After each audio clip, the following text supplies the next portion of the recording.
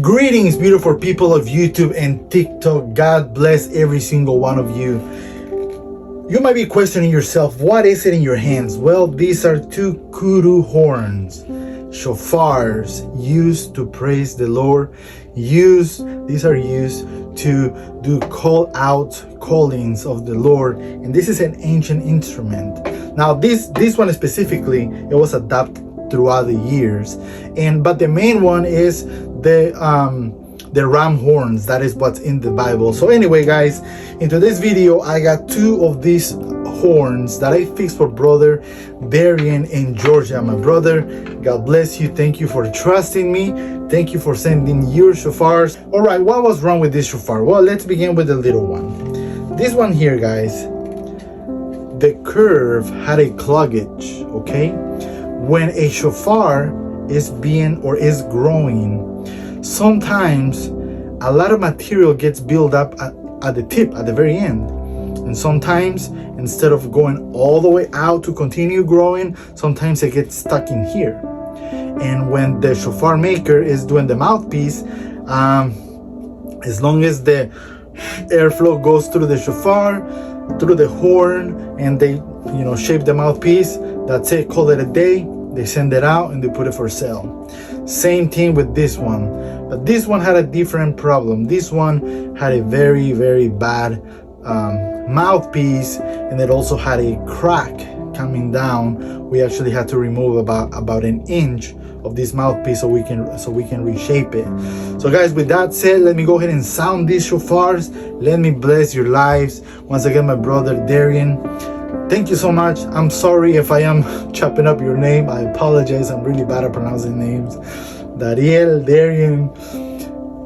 Just accept my apology, all right? So I'm going to go ahead and sound these shofars. I'm going to start with the little one. Like I said, please listen to the voice of the Lord speaking through your soul. I'm going to go ahead and sound it and bless your life.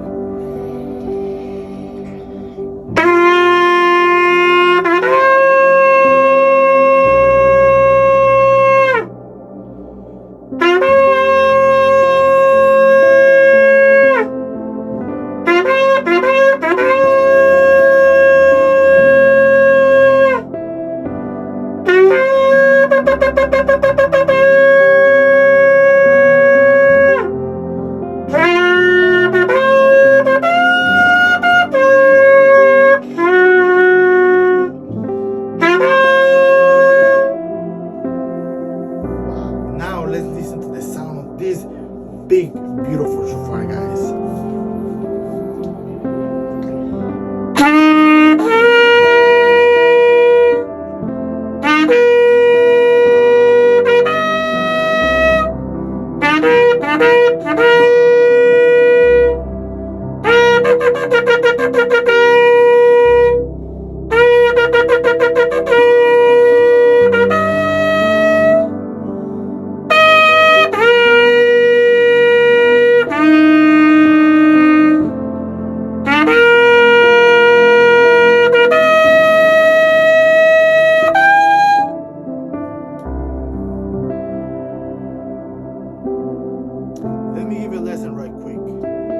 Let me give you guys a tip of advice. When you blow the shofar for too long, your lips are going to swell up, and then later you're not going to be able to blow the shofar. And sometimes that happens to me. Sometimes I can't blow the shofar anymore because my lip is already swollen because of the amount of abuse that happens to your flesh, to your lip, when you're blowing the shofar. As an example, if you hit any part of your body, your head, anywhere, you're gonna get a bump because it swells up. It's your system mechanism of trying to regulate and protect itself. So if you blow the shofar for more than 10-15 minutes, you're gonna come to the point where you can blow the shofar anymore. But don't give up. Take a break, come back, continue worshiping, and do it all over again. All right, brother. Well, I hope that this video was a blessing to you. I hope that you blow the shofar, you praise the Lord, our Adonai. And I hope that shalom follows you everywhere you go.